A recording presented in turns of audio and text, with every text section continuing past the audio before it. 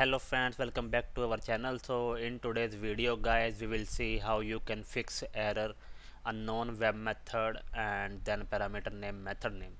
So you can get this error when you are working with ASP.NET web forms and then you are trying to call a web method from the ASPX page, and then you can get this error unknown web method hash.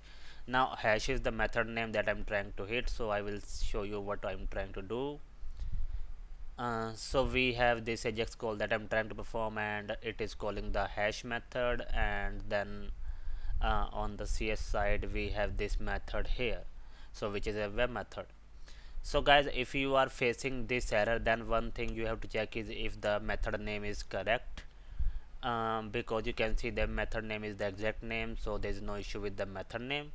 Now the second thing that you have to check is the static word here. Okay, so because Ajax web method only works when you perform a when you write a static word here. Okay, because that is able to call the static methods only.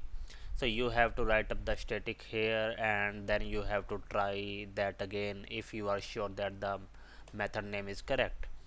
So if that is missing, then you can add static, and then you can try to run the Ajax again, and this time it should work fine. So we will just see that now. One more thing you can actually check is that the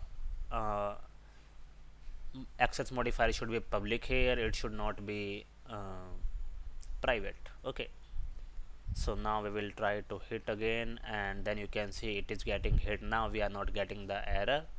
So this is how you can resolve the issue with the method name. Okay, so thank you guys, and let us know if you face any kind of issue. Thank you.